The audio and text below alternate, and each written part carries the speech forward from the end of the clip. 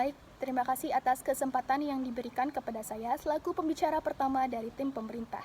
Dewan Juri yang saya hormati, hari ini kita membahas mosi yang sangat menarik untuk diperbincangkan, yaitu di negara-negara dengan tingkat korupsi tinggi, seleksi penerimaan mahasiswa baru hanya didasarkan pada indeks integritas sekolah dan indeks kejujuran siswa. Baik, sebelum kami memasuki argumen, izinkan saya untuk mendefinisikan beberapa kata penting yang terdapat dalam mosi kita kali ini. Yang pertama, korupsi adalah penyelewengan, penyalahgunaan uang negara untuk keuntungan pribadi atau orang lain. Yang kedua, sistem penerimaan mahasiswa baru adalah jalur seleksi tertulis untuk menyeleksi calon mahasiswa baru di perguruan tinggi negeri maupun perguruan tinggi swasta. Adapun indeks integritas sekolah adalah kualitas, mutu, sifat, dan keadaan yang menunjukkan kesatuan utuh sehingga memiliki potensi dan kemampuan yang memancarkan kewibawaan dan kejujuran.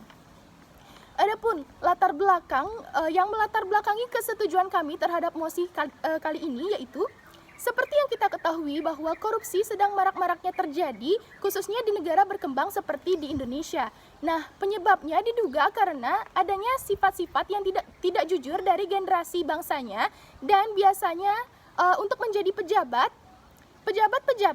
lebih sering melakukan politik uang untuk mendapatkan maupun mempertahankan jabatan tersebut. Maka dari itu dibutuhkan solusi untuk membentuk generasi muda menjadi insan yang lebih jujur dan percaya diri. Adapun urgensi yang kami angkat dalam perdebatan kita kali ini yaitu kita melatih tingkat kejujuran dan kepercayaan diri dari generasi muda melalui sistem penerimaan mahasiswa baru untuk generasi yang lebih baik, menciptakan generasi yang lebih jujur dan percaya diri. Status quo yang sedang terjadi di Indonesia, Dewan Juri yang terhormat, Indonesia baru-baru ini sudah menurunkan kuota seleksi dari jalur undangan dari yang mulanya 40% perlahan-lahan turun menjadi 30%, lalu 25% dan terakhir adalah 20%, di mana hal ini bertujuan untuk lebih banyaknya diterima mahasiswa dari jalur seleksi tertulis atau komputer, yang tentunya akan membutuhkan lebih banyak usaha dari mahasiswa tersebut. Nah, secara tidak langsung hal ini membuktikan bahwa pemerintah Indonesia mendukung sepenuhnya dari pembentukan generasi yang lebih jujur untuk memperbaiki keadaan bangsa kita saat ini. Adapun parameter yang kami angkat di sini adalah negara Indonesia sendiri.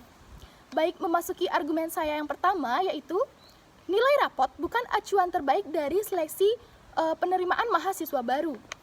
Maka jalur seleksi tertulis harus bisa ditingkatkan karena jalur undangan harus bisa juga dikurangi sedikit demi sedikit bahkan dihilangkan secara perlahan. Mengapa seperti itu, Dewan Juri yang terhormat?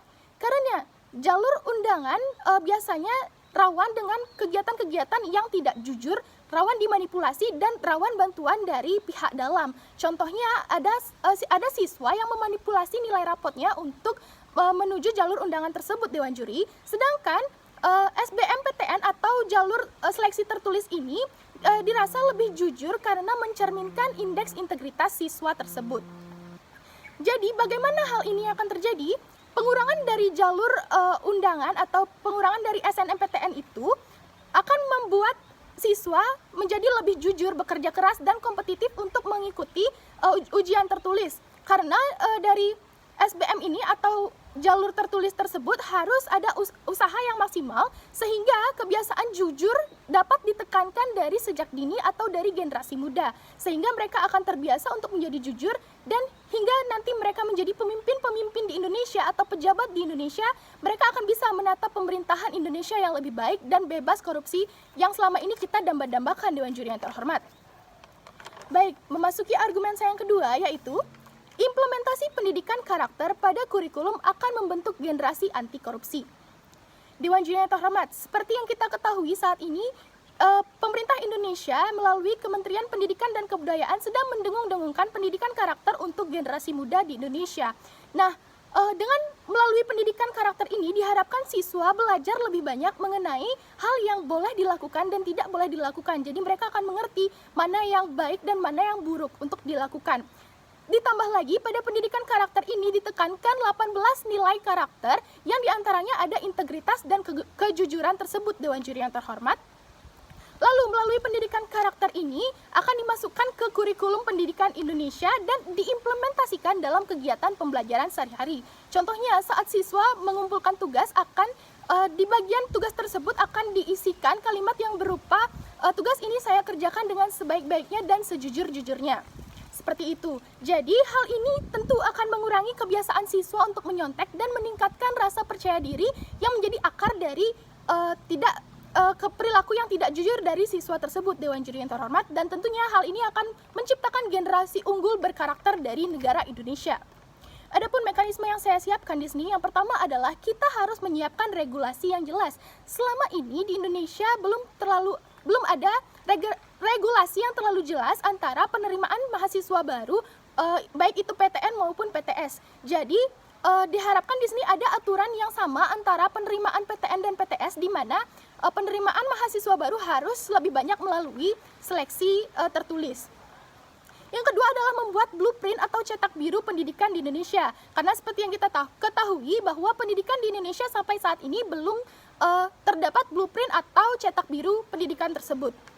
Yang ketiga adalah pemerintah bekerja sama dengan KPK untuk membuat terobosan baru untuk penerimaan mahasiswa baru, yang tentunya hal ini akan menjadi program atau mewujudkan program generasi anti korupsi menjadi terlaksana dengan lebih efektif dan efisien.